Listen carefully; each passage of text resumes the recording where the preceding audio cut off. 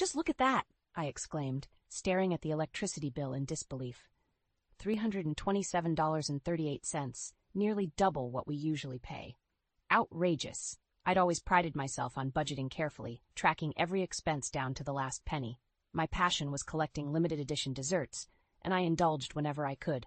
So for the bill to suddenly skyrocket made no sense. That can't be right, Neil replied, peering over my shoulder with a frown. My supportive husband was always on my side. We haven't changed any habits recently. Well, something caused this. I grabbed my laptop to scrutinize the household usage data.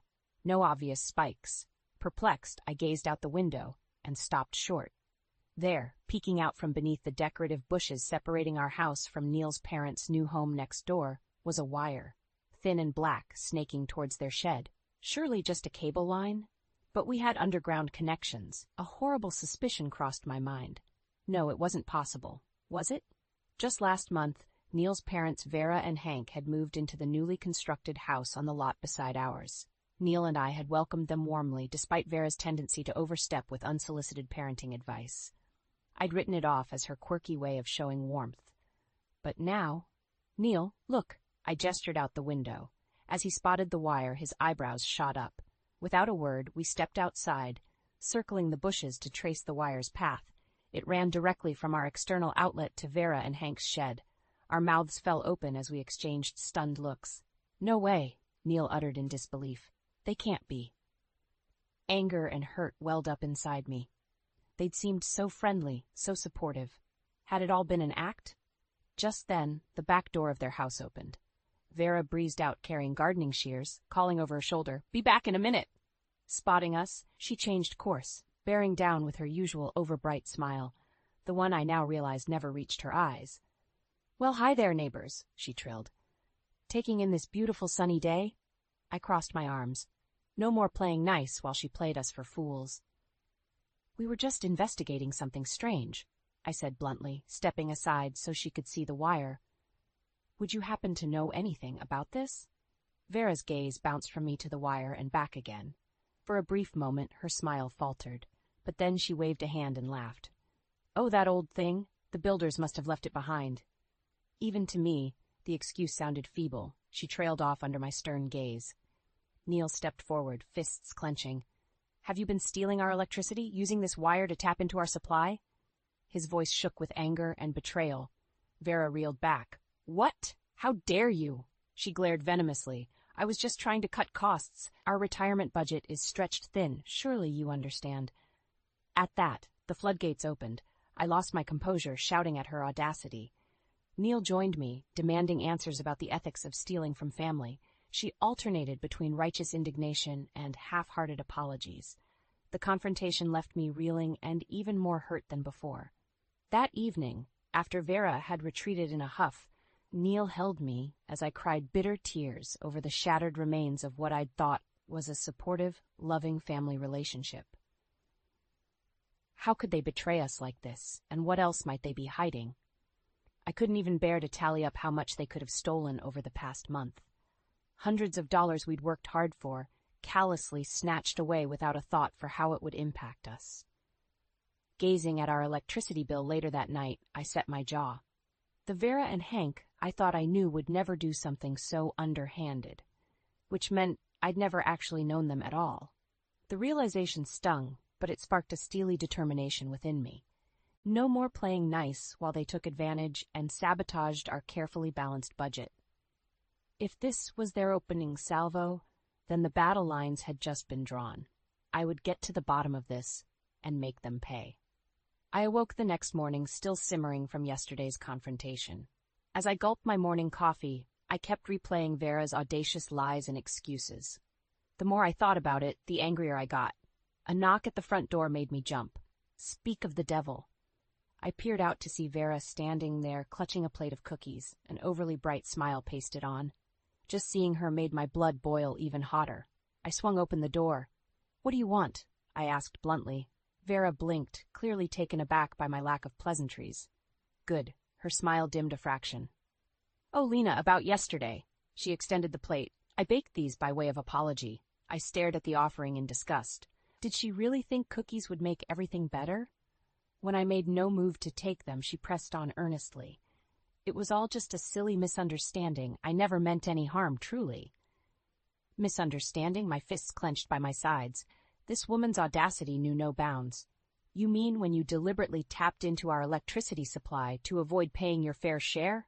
I bit out. Vera frowned, dropping the act. Oh, don't be so self-righteous. Our budget is extremely tight. We're just cutting costs where we can. By stealing from us? From your own son? How could you? We trusted you. My raised voice brought Neil from the other room. I felt him come stand supportively beside me. Vera flushed. Now see here, you two are blowing this out of proportion. Can't we talk civilly about this over some cookies? She offered the plate again with a conciliatory smile. But I'd had enough. Taking the plate from her, I upended it onto the doormat. Cookies scattered everywhere as Vera gasped. There!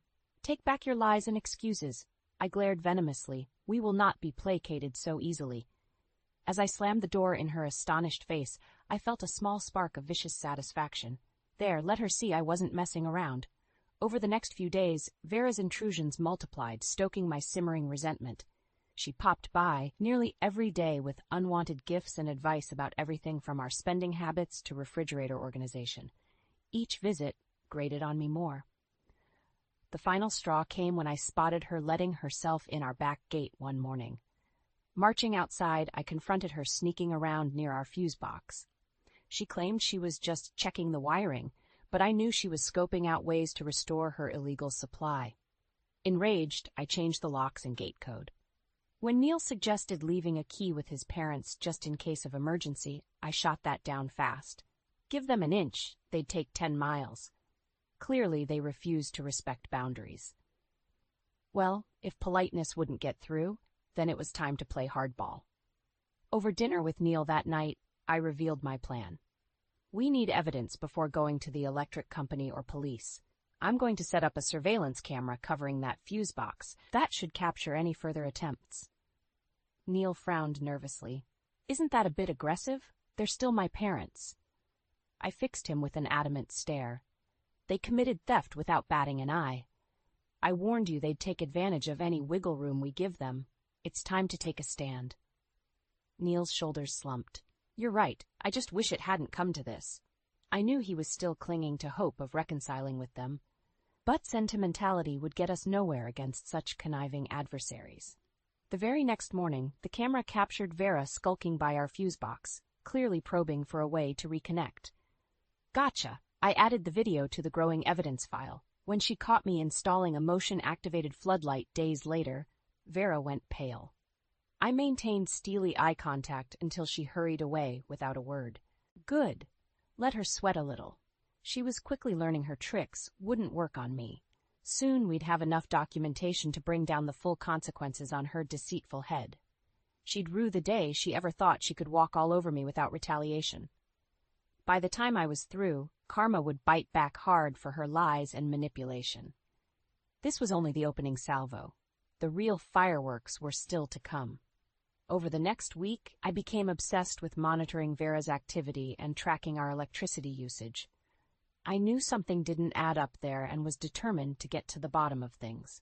Sure enough, one morning the motion detector notifications showed Vera skulking around our yard in the early hours. The floodlight switched on, illuminating her heading towards the back gate with wire cutters in hand. Smirking, I swung open the back door. Forget the locks, Vera?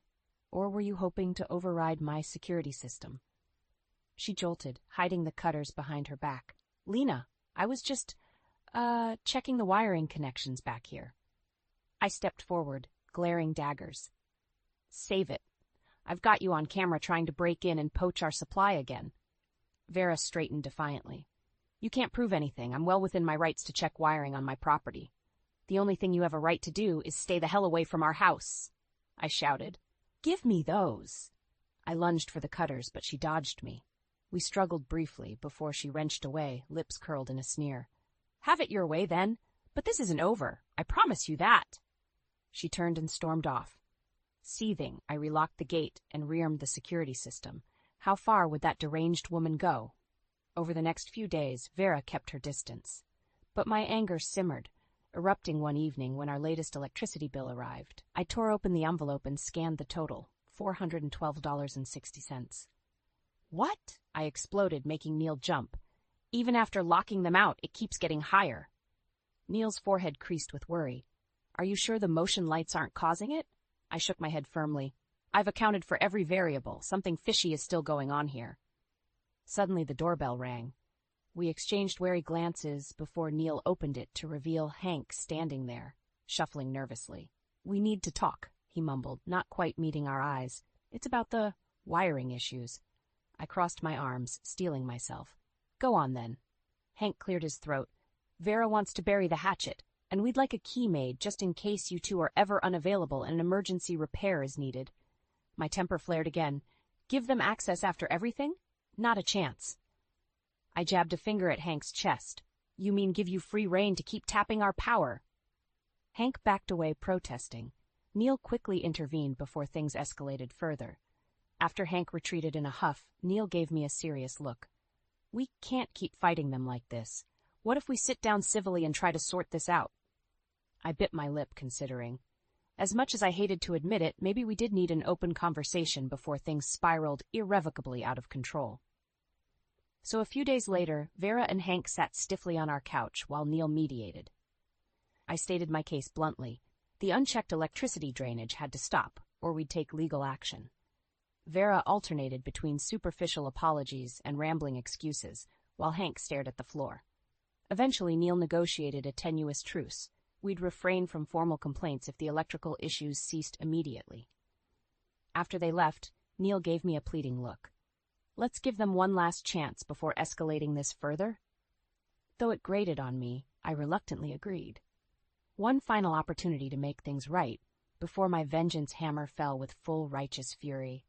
In the following days, I still patrolled for suspicious activity, but when our next bill showed only a marginal increase, I allowed my guard to lower slightly. Maybe they were actually holding up their end for once.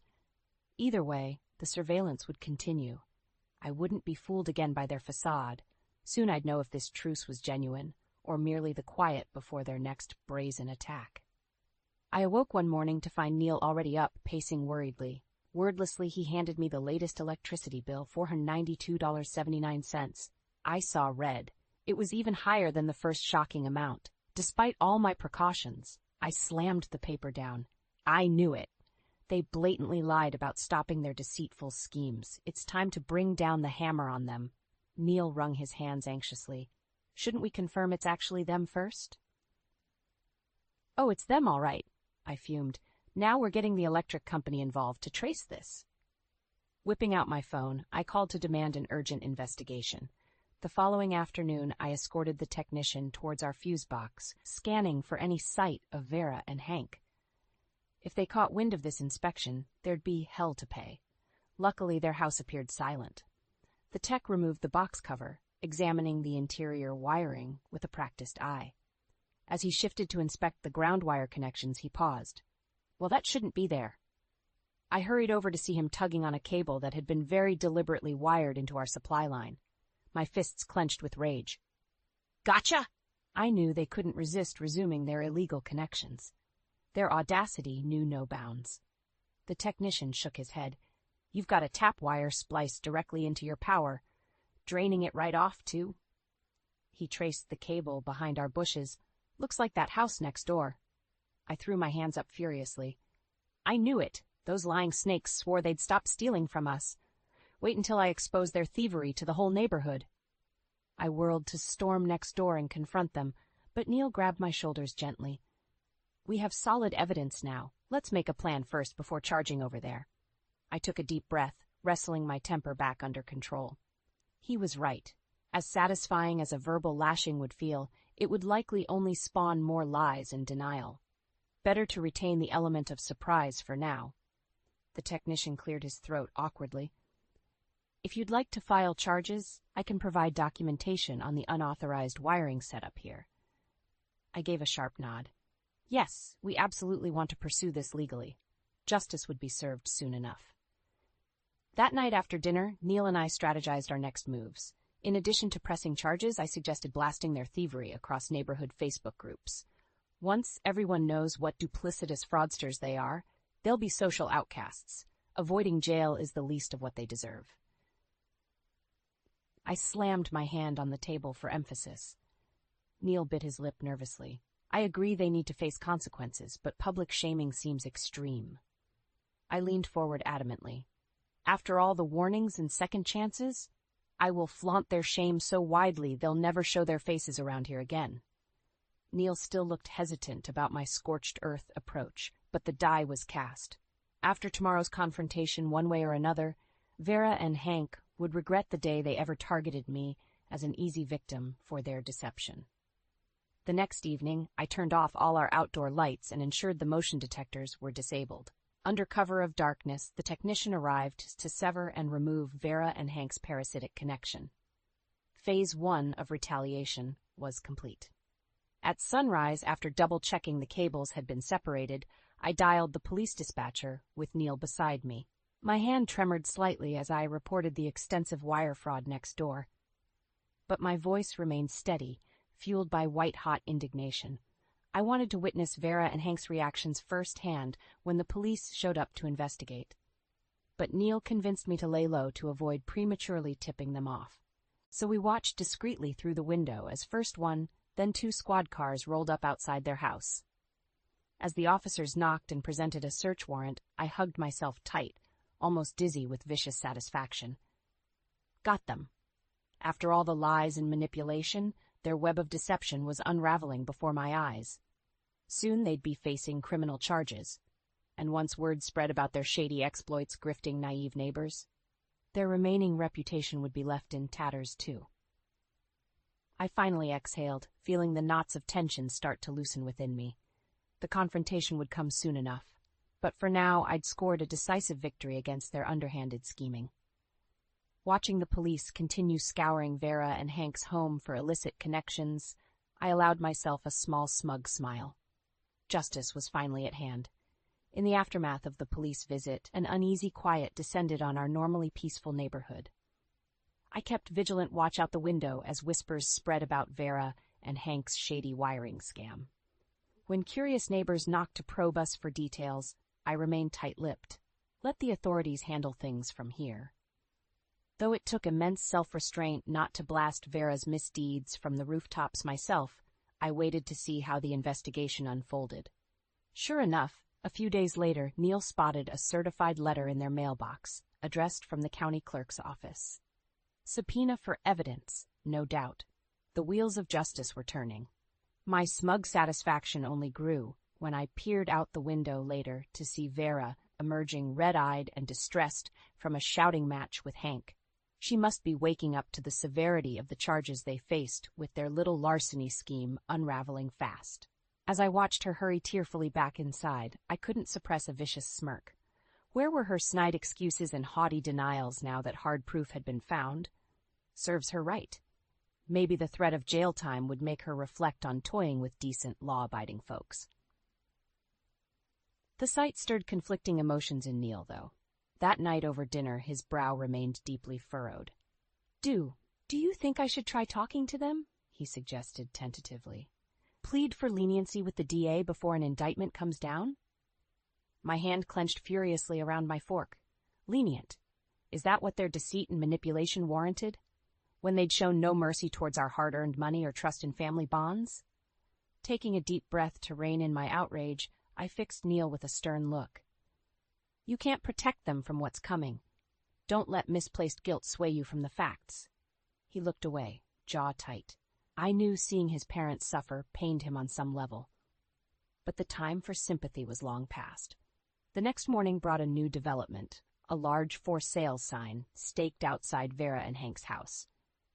Peering out as a startled neighbor walked by, I understood immediately. They were trying to liquidate fast and hightail it out of here before the hammer fell. Well, not if I had anything to say about it.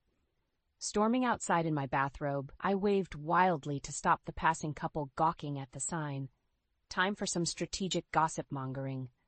"A shame about those electrical thieves leaving already, isn't it?"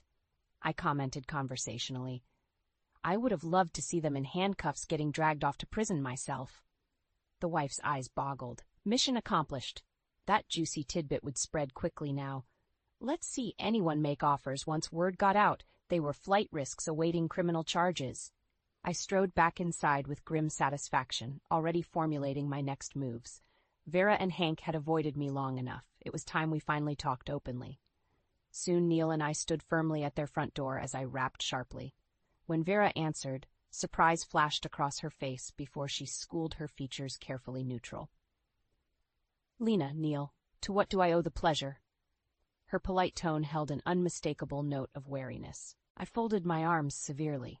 "You know exactly why. We're here to talk things over." Vera eyed me for a long, silent moment before reluctantly backing up in wordless invitation.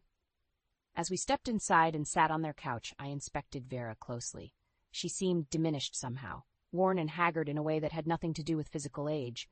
The gnawing anxiety was clear in her dull eyes and tense posture. Good, let her squirm. I had zero intentions of showing mercy. Not until she fully acknowledged her lies and made proper amends. Settling back with arms still crossed, I pinned her with an icy stare. "Well then, let's chat frankly now about recent events, shall we?" Her hands twisted together nervously. "Yes, Vera. Face the music at last." In the days following Vera and Hank's dramatic arrest, the neighborhood gossip mill churned faster than ever before. Supportive friends stopped by, eager for updates while casting disdain on that awful thieving couple. I remained discreet with details, but made sure everyone knew they'd admitted guilt to us directly. Let Vera's illusions of sympathy for her plight be crushed. Neil busied himself advocating for leniency, against my advice. "She still deserves imprisonment for the betrayal of family," I argued hotly. Neil just sighed. "Harsh sentences won't undo the damage, though." Though it irked me letting Vera off lightly, Neil's pure heart wouldn't wish crushing punishment on anyone. A week later, Neil got an update call from Vera's lawyer. In exchange for testimony on other neighborhood scam incidents, she'd gotten off with probation and heavy court fees. I scowled angrily at the news. A light slap on the wrist. Where was the justice for nearly $1,000 stolen from us over numerous months? Storming outside that afternoon to retrieve the mail, I paused, seeing Hank shuffling forlornly around their for sale sign. His worn complexion and disheveled appearance testified to many sleepless, stressful nights since their crimes had come to light. Good. Let the weight of consequences torment them a while longer. Skirting widely around Hank, I went back inside, feeling sour. Neil tried reassuring me again. "She's banned from our property at least, plus the public shaming. Isn't that enough?" My temper flared. "Hardly. That woman slithered out of any real punishment for her misdeeds. Well, we shall see." I wasn't done with Vera yet. Time for the next phase. Ensuing, she fully paid her karmic debts. Using contacts I had in the county clerk's office, I quietly pursued getting the case evidence released publicly. And I began judiciously leaking additional gossip about Vera's long history of shady dealings. Let the full spotlight expose her deceit for all to revile. Soon enough, muckraking local reporters came sniffing at my prompts. I watched with smug satisfaction as the first scathing exposés skewering shameless schemester Vera hit the presses. As if on cue, my phone pinged with a neighborhood watch alert. Vera had been spotted yelling tearfully at a reporter to leave her alone. Music to my ears. Clearly, the non-stop public harassment was taking its toll. Over dinner, I showed Neil the alert triumphantly. Now she's getting a taste of consequences beyond the courthouse. But instead of matching my fierce grin, Neil paled. "This seems less like justice and more just cruelty now," he said quietly. "She's clearly paid for her crimes already." I smacked my hand down furiously. "How can you say that? Mere fines and hand slaps while she sobs about harassment. I won't rest until she fully understands the pain her deceit caused." Neil just gazed at me sorrowfully. Stung, I turned away. Why couldn't he see I was protecting us from further exploitation? The next morning brought a new bombshell. I spotted a local real estate item announcing Vera and Hank's house had sold for a fraction of its value after sitting unpurchased for weeks. Ha! Undoubtedly the non-stop media spotlight had scared away any serious buyers. Sweet justice! Perhaps the financial blow would finally dent Vera's defiant spirit. Sure enough, later that day a moving truck rolled up outside their house. I watched with vicious satisfaction as a weary, broken-looking Vera supervised movers hauling shabby boxes out to the truck unassisted by any friends or family.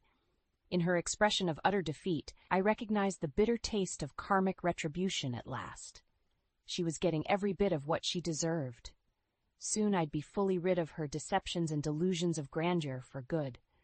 Let her start over penniless and friendless elsewhere.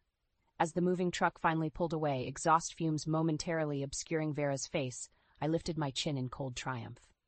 I'd won. In the weeks after Vera and Hank's ignominious exit, the neighborhood gossip mill continued churning. But with the primary culprits gone, intrigue gradually faded. Soon talk turned to more mundane matters, and benign normalcy returned to our quiet corner of suburbia. Neil and I gradually adjusted back to our familiar routines free of toxic drama. With our backyard now a serene vista instead of an anxiety minefield, my guarded hypervigilance eased. I took smug satisfaction seeing new friendly neighbors move into Vera's former house, restoring community spirit. One afternoon while gardening, I made casual small talk with them about selecting new fence plants without the old electrical complications. Goodness, we'd heard rumors the previous residents were problematic, the wife said, eyes round. Something about stealing utilities? How dreadful for you! I smiled blandly, holding off from fueling rumors. Let the Vera debacle fade fully into the past now. That night I sorted through old papers and spotted evidence records from the wire fraud case. I paused, Vera and Hank's embittered faces flashing through my mind. Then I firmly shoved the papers in the shredder. Piece by piece I disposed of the last lingering vestiges of their existence cluttering my orderly world. Soon I could close the book on that chapter for good. With them off, reinventing themselves elsewhere, I finally had closure. Meanwhile, Neil seemed to relax as well, now that his parents were safely out of legal jeopardy, and time had passed since the arrest scandals. We settled fully back into familiar routines. After returning from his teaching job one day, Neil wrapped me in a grateful hug. I'm glad we can just focus on us again. No more disputes interfering with enjoying each moment together. I squeezed him back happily, the past year's stresses dissipating further.